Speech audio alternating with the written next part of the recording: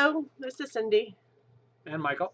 from Part-Time Permies. Oh, someone's cold.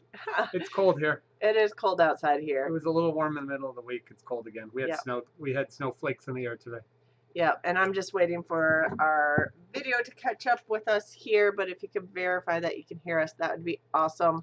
I saw a post that Rose said it was going to get down to 38 tonight, and whether she should put frost cloth over her strawberries, which are starting to fruit. Oh wow, yeah. I'm starting to green fruit. Yeah. Yeah. I don't know what our low is tonight. It's probably about 30 right now here. Yeah, it's cold outside. Definitely. We have a fire going in the background here, and I started overheating just as we're about to start. We haven't had a fire in a while. Yeah. This may be among the last of the indoor ones. Yeah, I think our lows are in the low 28 right now. Yeah. Yep, and I do think we're having a bit of a delay tonight on the show. I think we're probably about 30 seconds plus on a delay. So I just got a confirmation that they can hear us, so that's awesome. Our low was 22 at some point during the day. Some point during today, probably this morning. It was cold. I'm sure it was this morning. Yeah. Anyway, so I hope everyone's had a good week. We have a number of people, including your mom, in the room. Incense Shop, Linda Taylor, Half Acre Dreams, Claire Burke, Novi TV2. That's awesome. What's the best food for happy, healthy ducks? I don't have ducks. They like grass. Well, we have geese. We have two geese. geese. They prefer grass over all else. Yeah, they or greens in general. Greens, yeah. But they basically eat our chicken feed. We use starter feed, so it doesn't give them the calcium because we have male ducks or male geese, sorry, and they don't need it. But we give free choice for calcium on the side for our hens. We also, let's see here, I think Nobi TV2 is new. Tina, hello. Does frost burn asparagus? I'm not sure. We get a lot of asparagus. This is a prime asparagus growing area. I don't think people cover it, but we usually get asparagus a little later than frost. Yeah. I'm not sure if it takes it down. We get it in May, so yeah. It's close to our last frost date when we get it, but yeah. And Kiri's in the room, and Green Raven's in the room. Hello, everybody. Laura from Green Raven, I should say. Which should be easy for me to remember if my brain works. Laura, your sister's here, but she's in the room. I think she may have gone to bed already. She was at least putting her kids to bed. Yeah. So we have had visitors, and we'll get a couple pictures up and going. Actually, I'm going to make sure I can keep seeing my chat here. But before we get started on that, I did have a flock update on Instagram and on our Facebook group. I didn't get a full video going for YouTube, but Lucky and Houdini are still characters. So you guys, if you want to check out a short little video on Lucky and Houdini and what happens when Houdini lays an egg and starts her egg song, what Lucky does, it is loud, so turn the volume down a little bit. Yep. Michigan Mike's here. Hello. So is there such a thing as GMO asparagus? I don't know. Most plants and vegetables there is not a GMO variant because there's not enough money to make it worthwhile. Grain crops are your big ones. So it'd be interesting to know, but I would be guessing there is probably not a GMO asparagus. I don't know. They were trying tomatoes for a while, but then they stopped doing them. Yeah.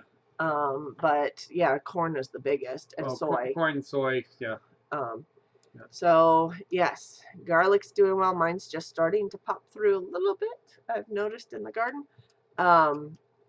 We have mosh in our low tunnels that's growing, and turnips growing in our low tunnels. We burned out some of the stuff. We got so hot. Yeah, we didn't vent our tunnels on the hotter days, which was. We were getting 90 degrees in our greenhouse on the front of the house. Yes. Vented. One time, well, last week, what was it? We vented it at 100. Over 100. Yeah. Which was bad. I ran out there real quick, opened it at. Mm-hmm. We didn't get over 90 this week. Yeah. Our cutoff, we'd like to keep it in the low 80s, but 90 is fine. Yeah. Door goes open at 90. Try and vent it. Yeah. Door to the garage. Mostly to the garage because it slow vents it. Yeah. But we open the window at times too. Or we could open the door to the house because house is not that warm. We don't keep it very warm. So we keep it moderate, but yeah, yeah. not 80 degrees or Yeah, I 90 mean, as soon as degrees. it's So. over 70 degrees, we could technically open the door to our Problem with house. that is you get the smell of the soil and the high humidity and Yeah, but it's all not too that. But bad yeah, right now. Anyway, so I'm just, $3 for 4 crowns is pretty good. yeah, I'd say. If they take, that'll be good. Yep. And we said we had visitors this weekend. I do have a picture of Puddin helping me get ready, or not helping me get ready. I was trying to make beds for everybody, and she kept jumping on the beds when I was putting the fitted sheets on. So yeah, started covering her over. She got off. She was being playful. She was not being sleepy. She was definitely being playful there. But yeah, Claire had to get some shade cloth for summer. Yeah, we might do that. Although We'll probably take the plastic off. yeah, We could shade cloth it if we want to. if we need to. But we also we have want a to keep bunch of it. trees on front, so we'll have natural Yeah, shade. but if we want to keep it a little bit more pest free or whatever, we could shade cloth it. Yep. What kind of flowers do bees like best, and does it make a difference in how the honey tastes? Different flowers will give different tastes of honey. That's for sure. The primary, and they get all kinds of stuff. The primary will definitely flavor the honey differently. Yeah. I don't know because we don't have bees. I don't know if there's an absolute favorite. I think there are things they prefer, but there's a lot of things that bees like. The most important thing is to have something going as much of the season as you can, so that they always have access to something's always blooming, pollinating. Exactly. I do, and then of course there's things that you have your honeybees pollinate. There's other things that you have your other bees that are non-honeybees pollinate, and then some things are pollinated by flies and other bugs. So not everything's pollinated by bees. I know that. Yeah. And then some are pollinated by smell or like other. pawpaws are pollinated by flies. They're not pollinated by bees at all. Pawpaw flowers, and their flowers don't smell very good. I mean, there's probably some people here that have bees that could. We know that people like clover honey because it's mild, but things like chestnut honey in Italy is amazing. Buckwheat honey is quite dark, and some people have a preference for that. And Dan at Grassfed is doing knapweed honey. Now, the one thing that people say is it's all kind of funny because bees travel a couple mile radius, so the idea that that's all they're eating is probably not true. But if you get it in season at the right time and you have a large amount of it, you can assume the majority of your honey is influenced by whatever flower. We've been talking about getting bees for a few years. We just haven't had the time and energy to put into that. Yeah. We have a lot of naturally flowering, and then we have things in our garden. So we do have visitors. We have a friend who has beehives a mile and a half down the road. She has her basic garden, but I don't think she particularly plants for honeybees. And she gets very, very nice tasting honey. Her spring and her fall honey taste different. She is right next to apple orchards, and that helps in the spring too. Yeah. Yeah, there's some old apple orchards and things. So. Yeah. So, bok choy brings pollinators when it flower. Yeah. Well, and the bok choy has an interesting, when it blooms, you get a nice little yellow flower off a lot of those cabbages. Tina, I bet your chickens will eat anything that you eat. Yeah, they'll eat almost anything. Almost anything. They won't eat citrus rinds, but they'll eat the inside if they have access to it. They will not eat avocado peels or pits. No. There's not much there to eat. No. There's some things. Neither will I. No. There are some things like squash and harder fruits. You have to bash them apart so that they'll get in there and realize they're good. But other than that, they eat almost anything. And things that are moldy or going sour and pickling, that doesn't matter. They eat it. That's fine. Or it just goes into things that we would consider completely not consumable. They have no problem eating. Beyond consumable, not that they weren't at one point. That they went bad. Yeah. Yeah. We have a bucket ready to go outside right now from dinner scraps. Should have a friend put a hive or two at our place. It would be nice. We would love to. In fact, we actually offered at one point. Our friend was having really bad allergies, and I actually said, look, if you need to rehome them, you can put them on our property, and if you tell us the basic care, her husband was doing some of it, but if you give it, she can't be around him very much. If you tell us some of the basic care, we'll try and follow through. And I basically was like, we'll even give you the majority, the greatest amount of the honey if we can just have some. We don't eat that much. We'll give it back to you for holding your bees. And she goes, well, I'll keep that in mind. And I said, we don't need to just have them. We'll actually supply you the honey so you can have it. And So. Tina is 6 weeks into having chickens and being a chicken owner, and they're all still alive. And 2 are broody, each sitting on, what was it, 3 eggs each now? So she's got some broody silkies going. Chickens are eating my lemon. Yeah, they love the fruit portion. I don't think remember them eating the pith and Yeah, the the rind. outside, but the fruit itself, I have seen them eat because Yeah. we've had citrus, citrus fruit Yeah. that's been opened up and they eat that. Yeah. They love meat, by the way. They do. They actually prefer bugs and meat over vegetables. They're scavengers. So all the people that say, "Oh, they're only fed vegetarian," that's great, but you know what? They love all that other stuff. They'll eat dairy and cheese and moldy cheese. Yeah. Or the outer rind of cheese that you wouldn't eat. Yeah. So. Yeah. Yep. So they're great at cleaning up the garden at the end. They're sharing 3 eggs. Okay. Yeah. We're waiting for. We need chickens to go broody. We have eggs waiting for them. Yes, we do. But our egg count has gone up. Since we removed our roosters last week. And that happened last year too. Yeah. We had too many young roosters. They were flying around, chasing each other, jumping on all the girls. And I think they jump off when they're sitting on the eggs. Yeah. We're getting a lot of broken eggs too. Yeah, before we removed the roosters, and not sent so much. We had that last year, and so we kind of knew. And as soon as we got them off, we doubled our eggs. Yes. Which is good because we were not getting enough. Yeah. So 2 fit in the nesting box. Yeah, they'll do that sometimes. Suburban hillbilly. Okay. I did mention we have visitors. My sister's here with her 2 daughters, and these are the 2 daughters. You guys have probably seen videos with Charlie, who is now 4 years old. Last year she planted potatoes with me, and she did some soil seed starting with me, not the soil blocks, I don't think. And we have a new niece, Finley, who's the baby in the picture, who is almost 3 months old. Almost 3 months. Yeah. She was born when we were in North Carolina the first time. So they're both visiting, and they're both in bed now. So, but they did great. Charlie's been helping out with dinner. She made pizza with you last night. And helped put the sauce on, helped put the cheese on, put all the toppings. She only likes cheese pizzas, but on our pizza, she put all the other toppings put all kinds of other fun stuff that was lying around in the fridge. So she's been helping out. She also helped with making dinner tonight, which ended up being really good beef brisket, which she helped put the rub on last night. And then that smoked all night. So, and we had other guests at dinner time. Had some friends. Yeah. So we had 4 adults, 3 adults extra, and 2 kids extra for dinner. Yeah. So that was really good brisket that we had. And in fact, we had actually. Oh, that's my mom asking about egg cartons. We have tons of egg cartons right now. We're a little much low. We're doing probably half the eggs we were doing last year at this time, just because of our chicken populations. And we've had some given back. We are stacked up, so I would actually say probably burn or recycle them. I don't think we'll need any cartons for months, if not the year, probably. Yep. So I thought I saw a question in there. Now I'm missing it.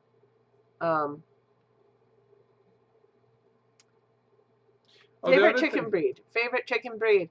We have mixed breed. I did bring Chanticleer roosters in, but otherwise they're mixed between the Chanticleer and Light Brahma and Buff Orpington are the primary things. Some Rhode Island Red in there, and then we have a Silky Flock as well. That's a blue-black splash silkies. Your favorite chicken is probably Miss Blue.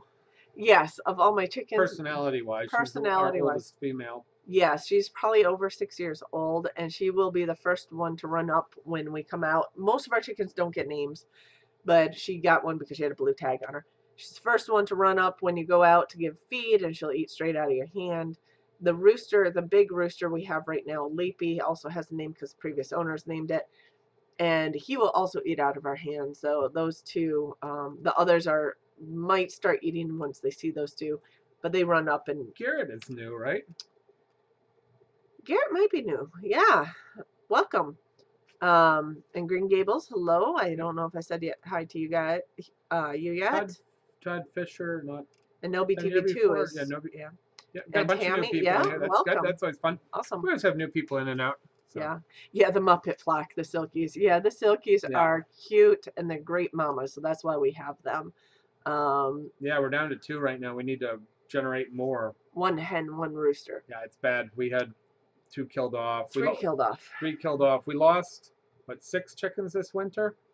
Yeah, Or we did at over least the 6. winter. Not because of the weather, but because of predators. Predator, yeah. Hawks mainly, and I think a possum for 2 of the Silkies because they went broody and didn't go back into the coop, and we were out of town and they got eaten. Yeah. So, yeah, buff warrior pigeons. I do like the buff warrior pigeons. I think the light Brahmas were one of my favorites, but they were like magnets for the coyotes when we had them free. Color makes a difference based upon where you live. We definitely figured that out. Culling old hens, do you still rest in the fridge if plan is to simmer? Chickens can pretty much be cooked right out, but I do think there's something nice about a 1 or 2 day rest before you freeze them, just to let things kind of settle. Yeah. As far as the old ones cook great, they'll have a lot of extra fat. You can pull that out and render it into schmaltz if you want to cook with it. And then Hi, Garrett. they do roast not real good. I would put them in liquid and simmer them in stock. So you could pressure can them. She's gonna simmer them in the turkey roast. Yeah. You can do that. About 3 hours, they'll start to break down. And when the wings come loose and you can tell that the meat's getting close to falling off the bone, they'll be amazing. And you just set aside some of the extra fat if you didn't remove it. But I'd remove the heavy chunks and either discard it or render it separate, and they'll be very, very good. And Claire, the red spot that you occasionally get on the yolk of farm fresh eggs is mainly because the chicken, the actual egg itself is tiny. I mean, it happens in a little bullseye spot on the yolk. So the red spot's not like a fertilized egg or anything like that. Blood spot. It's just a blood spot. So you get that, you get the yolk formation, you get the white formation around it, and then as the egg's moving down the fallopian tubes, you get the shell formation around that, and occasionally you'll get like a burst blood vessel in the tube somewhere that gets enclosed into the shell, and that's all it is. It's nothing harmful. Perfectly normal. You find them. So if it's a big enough blood spot, commercially they can see that. When they scan for them, and they just discard them off to the side. Yeah. They are not kosher if they have a blood spot. In fact, and that comes from cooking. If you are pooling eggs, like you're cracking eggs for scrambled eggs or omelets, and you get one in your pool, you have to throw the whole batch out if you're doing kosher cooking. Yeah. Just incidentally, because being in New York, I didn't do kosher cooking, but a lot of the chefs had, and that was always a thing where you cup each egg, you look at it, and then before you pool it, so you don't ruin the whole thing. Oh, thanks, Tina. Oh, that's definitely nice, Tina. Yeah. But I would say, so the blood spot is normal. Some people say it's like a hemorrhoid. That's not really. It's just a little blood vessel. Yeah. If it's tiny, no big deal. Just you can discard them if you have extra. Don't worry about it. But if you want to eat them, it's absolutely fine. It doesn't make. Sometimes the blood spots can be a little bigger. If you can kind of scoop it up. And by the way, a trick if you get a broken shell or piece you want to get out, take a portion of that shell and scoop it. There is an affinity for the white to, it's either the geometry of the yolk of it to slip in, because we always chase shells around. Yeah. It'll either slip in there due to the geometry or due to the polarity of the shell. I'm not sure which. And it's an easier way to grab things. So you can pinch out a little blood spot if you get a bigger one. I have seen ones where the whole egg is kind of reddish because it bled a little bit. That's kind of gross. I throw those out. Yeah. And in fact, if they have more than a big blood spot, and when I'm commercially cooking, I throw them out regardless because eggs are so cheap commercially. Here, if I have a tiny blood spot, don't worry about it. Especially because the white cooks out or whatever. A small one, it's fine. You're not even going to notice. Yeah, if it's a bigger one, it goes back to the chickens, or we cook it for the dog or something.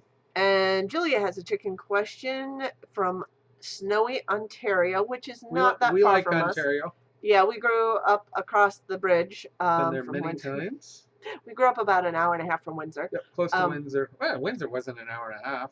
Oh, but you get into Detroit. I guess that's 45 minutes. Detroit's 45 minutes to an hour. And then Windsor's across the bridge. You got to wait to get across the bridge. Yeah. But otherwise, it's call it an hour. Yeah. To Windsor. Is it true that some chicken breeds do better in cold climates than others? Yes.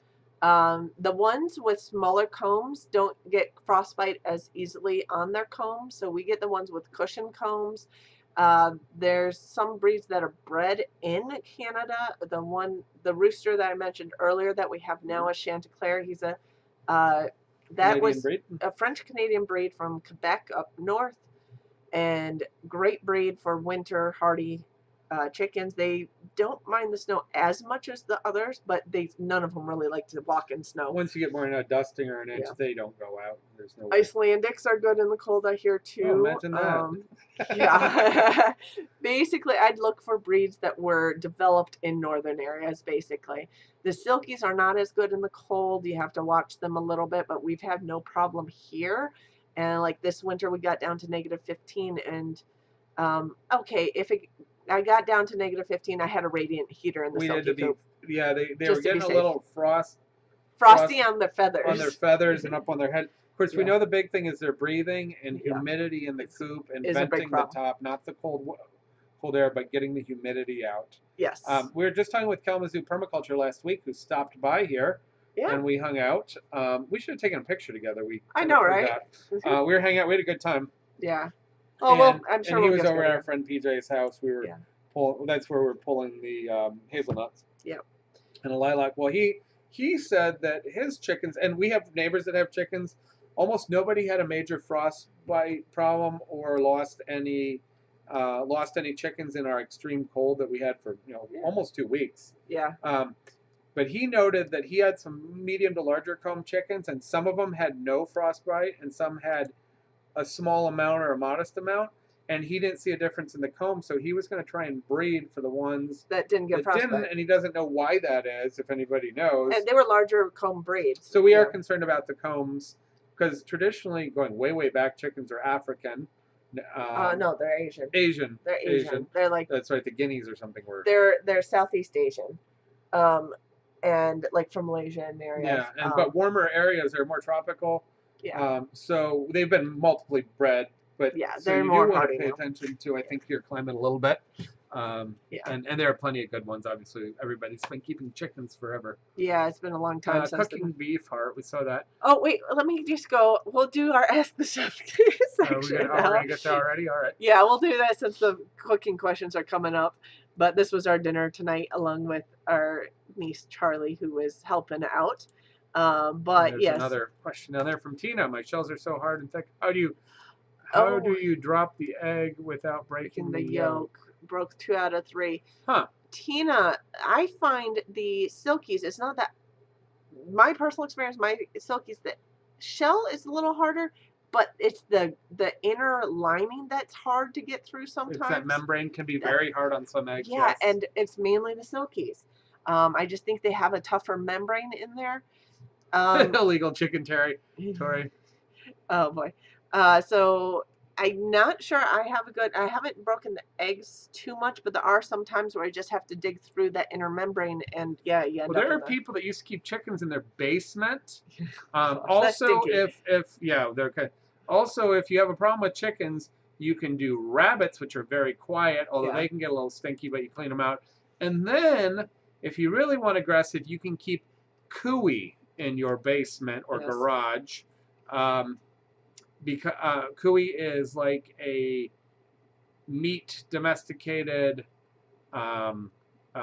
it's a large rodent. It's most similar to a guinea pig, and those can be roasted or cooked, and they're common in Latin America, like Peru and Bolivia and places, and so people keep them in their houses in small cages. If you're looking for protein. So yeah, we don't have an HOA. No, not looking to have one. No, so. no, we're out in countryside and our neighbors don't mind. Yep. So Green Raven, what is the best way to cook beef heart? Well, shameless advertising would be to purchase our beef butchery packet for $14 or whatever it is. There's a recipe in there, isn't there? There is discussion about many cuts, and especially focusing on the innards and the harder to cook, to know how to cook items. And we did specifically talk about beef heart. We also cooked beef heart using some of those recipes at the Rhodes as part of their beef butchery. But I will tell you, It has almost no fat, which means it's very lean, high protein, but it can get a little tough.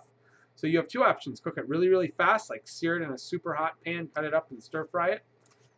If you're adventurous, but keep it on the medium rare side, a little pink, and cook it really hot and fast. Or you gotta simmer it slow for, again, about 3 hours or more till it tenderizes. You can roast it. People do roasted heart and slice her like a roast beef. I don't think those are always the most attractive. So, I mean, doing the quick searing it is good. But we recommend grinding it, so you can grind it into ground beef. We like to go half and half. Bree just did a video. Oh, so they weren't with us for the beef. They were with us for the pork. But we just interesting. I'd like to see what they did because we obviously worked with Art and Bree on the pork project. Yeah. So we ground it 50-50 and left it for we made some little burger tests, which is tasty, and I really recommend it for chili because it makes a really meaty. Heart doesn't taste strong. Yeah. It's meaty and it can be a little irony or mineral, especially if it's grass fed. But they're generally nice flavors. It's the tougher texture. So the grind totally takes care of that. It's also if you're making beef sausages or hot dogs.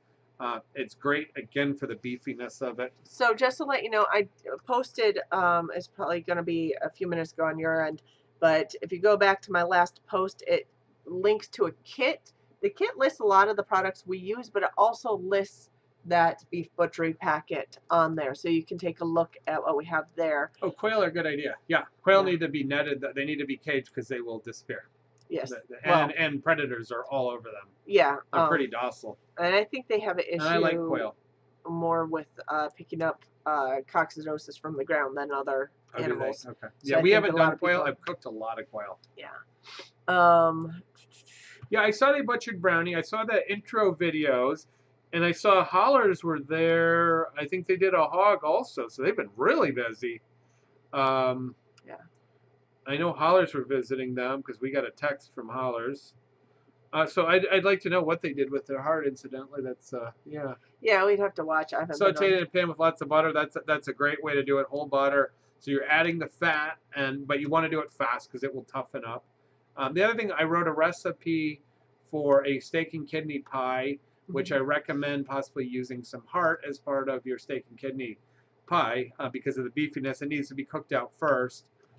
Kerry has wild quail around there. Oh yeah, there is definitely wild quail in certain areas, warmer. Yeah, there's for sure. And they'll be So steak and kidney pie, add the heart to that, and make a really nice savory pie with the gravy, and then especially if you make a lard crust, it's even really nice. So that's a great way to use the heart. Heart is not as scary as people think. It's just dealing with a really, really lean muscle is a little more challenging. So, question for you. I've heard that duck eggs do great things for baked goods. Have you ever tried using them yourself that way? I added it that way. For duck eggs, baked goods. Yeah. I have not done. I make pasta with duck eggs, and it's our most sought after specialty pasta. And there are lots of people that I've definitely talked to. Many. They love making pancakes and quick breads. So it's a thicker, richer, high yolk. It's very high in cholesterol, but it's edible cholesterol. It's not our body cholesterol, so I wouldn't get too worried about that unless you have. Please work. Okay, it says it's streaming. It says it's good. Let's see if it pops back on here because this did not stop. So we do have a delay. We had a big delay, so I don't know if it's an OBS issue, but we'll see. It looks like we're moving on the screen. All right, we back? I think so. Are we back? OBS crashed, but it seems we've had a little up and down with our internet signal tonight. So yeah, there we go. So duck eggs, if you didn't catch the end of it, yes, they're excellent for baking. Wonderful crumb and pill, especially for quick breads and pancakes. Yes, many people that are allergic to chicken eggs can eat duck eggs. I have heard of somebody that could eat chicken eggs but was allergic to duck eggs. I don't know the ins and outs of that, but it's a good try. So all around, they are excellent for that purpose. Yes. So, and we are having OBS software. I think we're connected again. I think it's connected for now. Green light. So green light usually is good. Yeah, so yeah, I haven't had this many problems with the software What is program. OBS? Is a software interface that most people use for live streams. Yes, so it should be catching up here in a minute. It's still green light, so it should it's bouncing. I'm not sure if this will work tonight, you It's the green. guys.